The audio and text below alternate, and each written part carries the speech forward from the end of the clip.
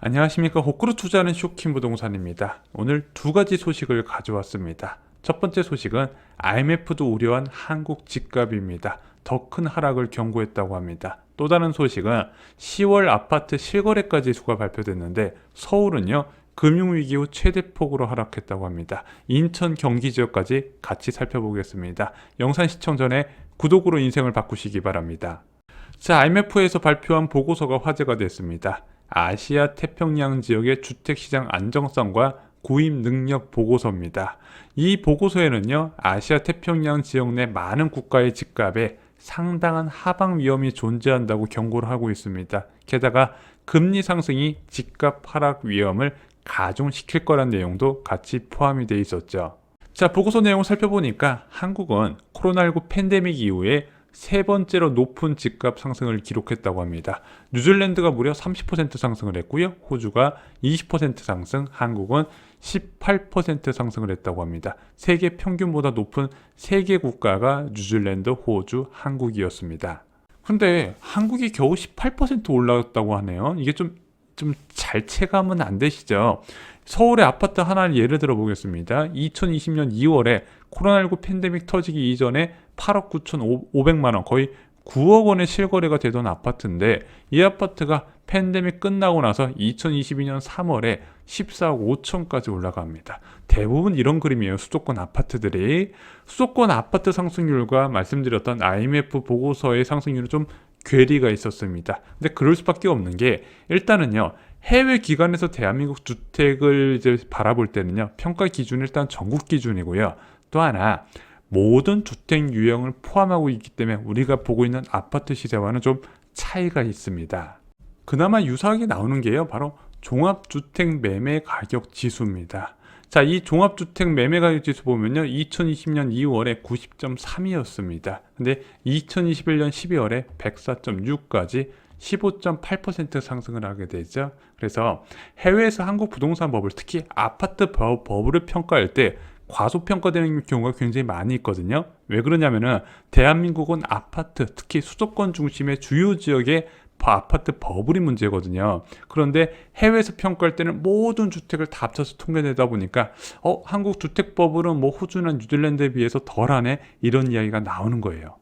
자, 어찌됐든 IMF는 주택 가격이 위험이라고 판단한 이유 네 가지를 들었습니다. 첫 번째는 역대 추세와 최근 주택 가격은 불일치, 그동안에 올라왔던 흐름보다도 더 높게 상승을 했다는 거죠. 두 번째는 단기금리, 세 번째는 잠재 성장률과 실질 성장률 간 격차, 네 번째는 가계 신용 등이었습니다. 코로나19 과정에서 이것이 더 확대되면서 현재 주택 가격이 위험한 수준까지 올라갔다고 보는 거죠. 자, 그래서 결론은요, 이미 언론을 통해서 많이 나왔죠. 한국 집값 코로나 전보다 10%포인트 더 하락할 것. 그래서 2019년 4분기보다 10%포인트 하락할 것이다. 거기에 한국과 호주가 포함이 되어 있었고요. 뉴질랜드는 20%포인트 하락한다고 합니다. 자, 그런데 이것은요, 원래 추세로 돌아오는 수준까지의 하락인 거고요. 여기에 더해서 갑작스러운 긴축, 기준금리 인상에 따른 영향은 별도로 봤어요. 금리 인상으로 추가 하락을 키울 것이다. 그래서 2년 동안 5%포인트 이상 하락할 가능성을 보고서에선 제기를 했습니다. 자, 솔직히 이거 보면 공포가 커질 수밖에 없겠죠. 야, 2019년 말 가격에서 최소 15%포인트 추가 하락이라고? 2019년 말 가격에서 현재 시세가 형성된 많이 있거든요. 2020년, 2021년 진짜 많이 올랐지만 그건 이제 다 꺼졌어요. 이제 사람들도 공통적으로 인식을 하는 것 같습니다. 2020년 이후 가격은 다 버블이라는 거. 그럼 이제 2019년 말 가격 됐는데 여기서 어디까지 떨어질 거냐에 대해서는 사람들마다 생각하는 게 다른데 IMF에서 최소 15%포인트 더 떨어져야 된다는 거죠. 자, IMF 보고서를 좀 단순하게 해석해 보겠습니다. 2019년 말 가격 대비해서 15% 정도 하락하면 어느 정도 시세일까 한번 잠실 지역의 예를 들어 볼게요. 자, 26억 5천까지 갔던 이 아파트 2019년 말 가격은요 19억 4천에서 21억 정도였습니다. 그런데 여기서 15% 정도 빠진다고 계산해 봤더니 2019년 6월 가격이 됩니다. 그때 15억 5천에서 17억 8천 정도 선이네요. 자, 다른 단지 예도 들어보겠습니다. 왕십리 뉴타운 텐제일 1단지입니다. 2021년 10월에 이 아파트가 17억 5천까지 신고가를 찍게 됐는데 2019년 말 시세를 봤더니 13억에서 14억 정도가 됩니다. 현재와 비슷하죠. 그래서 현재 2020년, 2021년 시세는 대부분 날라갔고 2019년 말 가격까지 돌아온 단지들이 꽤 많이 있습니다. 근데 여기서 15% 추가 하락한다고 봤더니 2019년 5월 가격 11억 8천 정도가 되네요. 자, 그러면은 이 정도 하락할 경고한 것은 알겠는데 IMF의 한국 부동산 하락 경고 이번이 처음이었을까요? 자, 2010년 4월에 IMF는요, 이번과 비슷하게 아시아 지역의 부동산 거품을 경고를 했습니다. 그리고 나서 대한민국 부동산 얼마나 하락했나 지수를 봤더니 주택종합매매가격지수에서는 겨우 2.1% 하락한 것으로 나타납니다. 하지만 다 아시죠? 09년부터 2013년까지는 대세 부동산 하락기였고 2년간 수도권 아파트 기준으로 한 20에서 25% 정도 하락을 했습니다. 종합주택 매매가격지수하고 실제 실거래가하고 좀 차이가 있어요. 왜 그러냐면은 첫 번째 09년부터 2013년 대세 하락기는요, 수도권과 지방의 양극화가 있었던 시기입니다. 또 하나, 우리 대한민국 부동산 통계의 특성인데 하락률 반영이 적어요. 하락한 것을 되게 적게 반영하고 상승은 굉장히 많이 반영하는 특징이 있다는 거 저희가 예전부터 말씀을 드렸습니다.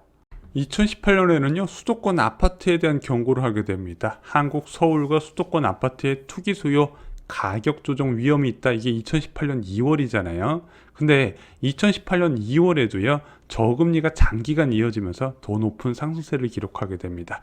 2018년에 이제 금리 올리면 2019년까지 금리 올리면서 집값 떨어질 줄 알았는데 오히려 금리가 낮아졌고 코로나19 대응 과정에서 0.5%까지 낮아지면서 집값은 오히려 폭등을 해버렸죠.